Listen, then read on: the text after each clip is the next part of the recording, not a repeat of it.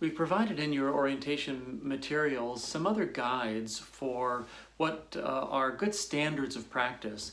They're the what's called the family support principles, or the principles of family support practice.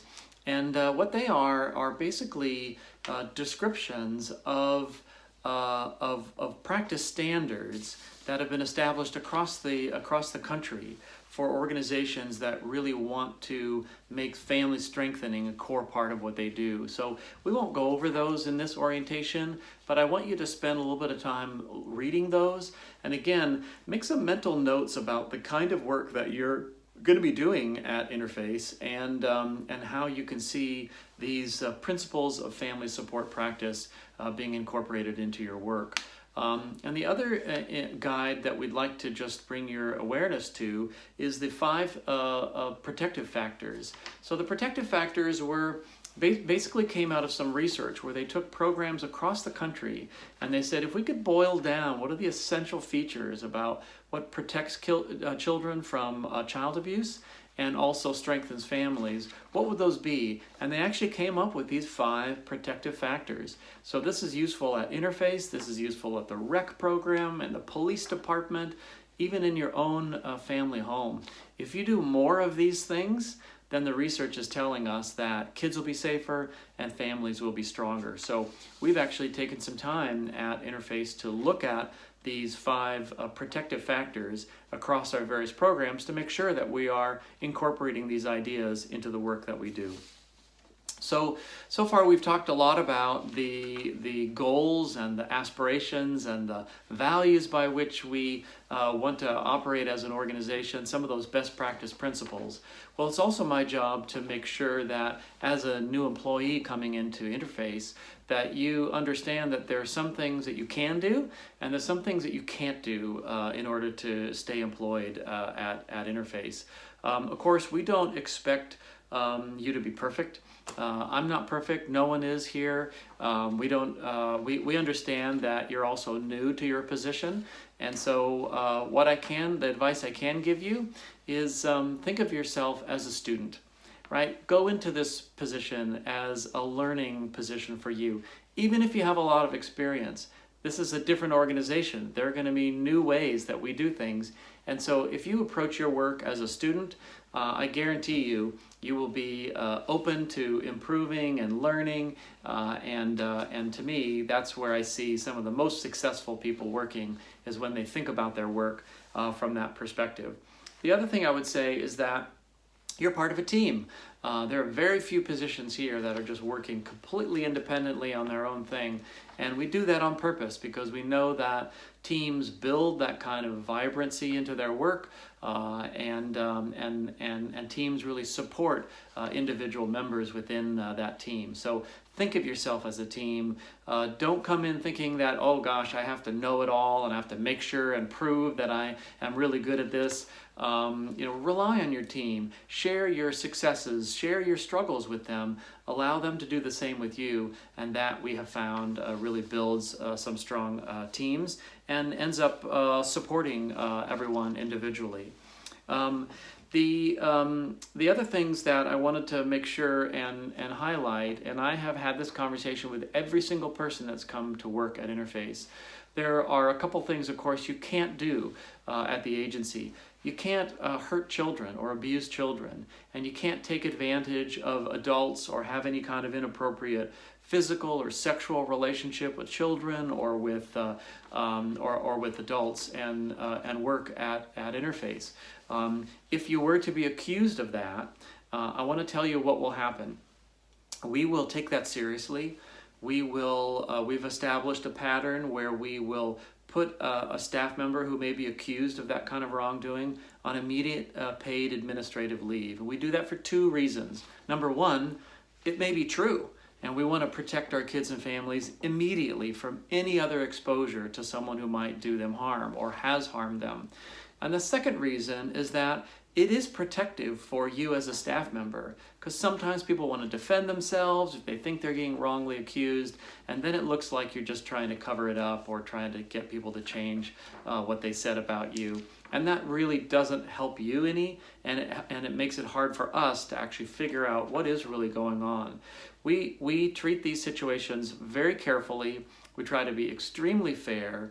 We want to hear from staff members involved. We want to talk to witnesses. We want to look at the evidence and make sure we can do this in the fairest way possible. But that's how we handle those kinds of accusations of wrongdoing.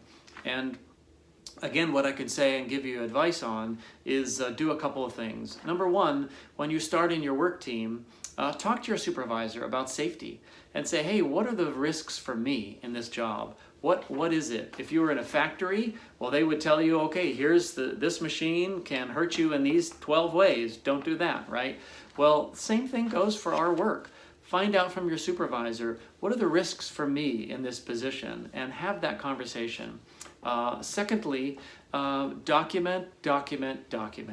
If it's not written down, then it doesn't happen. Then it didn't happen, right? So make sure that you're a person that documents things, and make sure that you're a person that addresses concerns right up front. So if you have a client who may be joking around and makes a sexual joke to you, address that immediately. Say, maybe you're just trying to make a joke, but let's not have those kinds of jokes together, because I don't want to have there to be any concern that there's going to be something inappropriate going on. And then document that and send that to your supervisor. Say, hey, look, this happened just a few minutes ago. I want you to be the first one to hear about it. You're establishing a pattern that you are a staff person who's going to bring these things up. You're going to address them right away, and you're documenting them. Those are typically things that you can do to really help protect yourself. But again, if you are accused of something, we are going to handle it in that way, and we do that right away. And we will assist with law enforcement in your prosecution if we believe that you have actually harmed children or been inappropriate or taken advantage of adults here. So we have to put a bright line around those kinds of behaviors, and we want to make sure that everybody at Interface knows that that's off limits. And anyone who might want to try to come in to work in the agency has to know that we're an agency that takes that very seriously. Now, there are other ways that you can behave that are also equally troublesome or harmful. We want you to follow the law while you're at Interface. We want you to follow our procedures and our protocols. We have designed those carefully to make sure that we can do the best job. We can protect you as a staff person. We can protect clients. And so if you disagree with something, bring it up. Let's have that conversation. That's fine. What we can't have is everybody independently deciding, oh, well, that seems silly. I'm not going to do that. And so we do expect that you're going to follow the protocols that we have set up, and certainly follow the law, because that's also part of being an organization with integrity, is that we want to follow the law as well. So, of course, those are just things that I wanted to make sure and mention that you can't do as an employee at Interface. But really, there's going to be a lot of opportunity for you to have a huge and positive impact to kids and families and communities while working here.